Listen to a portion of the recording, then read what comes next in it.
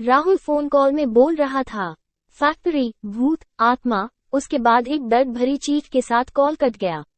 राजेश की नींद पल भर में उड़ गई। उसे समझ में नहीं आ रहा था। उस फोन कॉल के बाद फैक्ट्री की ओर निकल पड़ा, पर राजेश की आंखें बस राहुल को ढूंढ रही थी, जिसकी दर्दनाक चीख उसके दिमाग में अभी भी गूंज रही थी। राजेश ने विश्वास को कहा कि तुम पुलिस को कॉल करो और फैक्ट्री के आगे वाले हिस्से को देखो, तब तक मैं गोदाम को चेक करता हूँ। तब उसने देखा कि वहां पर राहुल जमीन पर शांत पड़ा था, लेकिन उसकी सांस अभी भी चल रही थी, पर शरीर से कोई हलचल नहीं हो रहा था, मानो उसने कोई भयानक चीज देख ली हो। उसी वक्त राजेश ने एक और दर्द भरी चीख सुनी, जिससे उसका कलेजा कांप उठा। वो चीख मैंने जो विश्वास की थी। राजेश ने दौड़ लगाई और फैक्ट्री में जाके देखा। तब डरा हुआ विश्वास बाथरूम के एक कोने में बैठ के रो रहा था और बार बार एक ही लाइन बोल रहा था, वो वापस आ गई, वो वापस आ गई, अब वो किसी को नहीं छोड़ेगी, सब मरेंगे, सब मरेंगे। वो मानसिक संतुलन खो बैठा था। तब तक एम्बुलेंस और पुलिस आ चुकी थी। राजेश ने पुलिस आने के बाद उनको अपना बयान दिया और घर के लिए रवाना हो गया, पर जाते वक्त उसे एक बात महसूस हो रही थी कि वह अकेला नहीं है, कोई तो उसके साथ चल रहा है।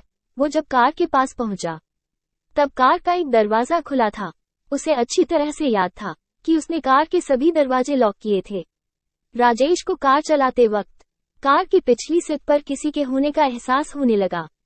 उसी वक्त उसे पुलिस निरीक्षक का कॉल आया कि विश्वास की एम्बुलेंस में दम घुटने से मौत हो गई है, और राहुल ने भी होश में आने के बाद एम्बुलेंस में ही एक कांच के टुकड़े से खुद का गला काट लिया है। इस तरह की खबरों से उसका सिर दर्द से फटा जा रहा था। राजेश घर पहुंचा। इतना सब देख के उसे नींद तो नहीं आने वाली थी, इसलिए वो लाइब्रेरी में बैठ के किताब पढ़ने लगा। उसे अचानक आसपास कुछ हलचल सा हुआ। एक लड़की आती नजर आई। वो लड़की बोली, कैसे हो राजेश? राजेश हकलाते हुए बोला, कौन हो तुम और मेरा पीछा क्यों कर रही हो? मैंने तुम्हारा क्या बिगाड़ा है? वो बोली, मैं वही हूँ जिसके साथ तुम्हारी बचपन की कुछ सुनहरी यादें हैं, जिसके साथ तुम स्कूल जाया करते थे, पूरा दिन हम साथ बिताया करते थे। क्या तुम मुझे भूल गए? फिर राजेश की जुबान पर उसका नाम आया, स्वाति, तुम, और तुम्हारी ये हालत किसने की? फिर स्वाति अपनी कहानी बताए। वो बोली, मेरे पिताजी तुम्हारे पिताजी की फैक्ट्री में काम करते थे। एक दिन वो देर रात को पूरा हिसाब किताब निपटा के घर के लिए निकल रहे थे, पर जाने से पहले आखिरी बार फैक्ट्री के एक चक्कर लगाने के लिए गोडाउन पहुंचे तो उन्हें वहां कुछ नए बॉक्स दिखे, जिन पर कंपनी का लेबल नहीं था। उन्होंने वो खोल के देखे तो उसमें अफीम और नशीले पदार्थ थे। किसी की आवाज सुन के वो वहीं छुप गए, तो वहां तुम्हारे पापा और कंपनी के डायरेक्टर आए। तब मेरे पिताजी को पता चला कि कंपनी में ड्रग्स का काला कारोबार होता है। उन्होंने पिताजी को उस रात पकड़ लिया और मार के कंपनी के पिछले गोदाम में दफना दिया। मरने से पहले मेरे पापा ने ये बात मुझे फोन में बता दिया था, और जब मैं पुलिस को लेकर कंपनी में पहुंची, पुलिस भी उनके साथ मिली हुई थी। उन्होंने मेरी इज्जत के साथ खेलकर मुझे भी उसी जमीन में दफना दिया जहां पर मेरे पापा को दफनाया था। आज मैंने और पिताजी ने सबको खत्म करके बदला पूरा कर लिया है, पर हमारी आत्मा को मुक्ति नहीं मिल सकती, क्योंकि मेरे 6 साल का छोटे भाई विशाल का इस दुनिया में अब कोई नहीं है।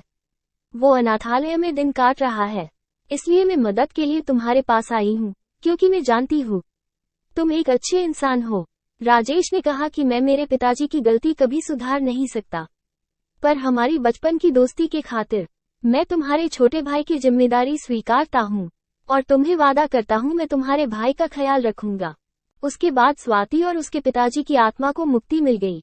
दूसरे ही दिन राजेश ने कंपनी के सारे गलत बिजनेस बंद करवा दिए और उस अनाथालय से विशाल को गोद ले लिया।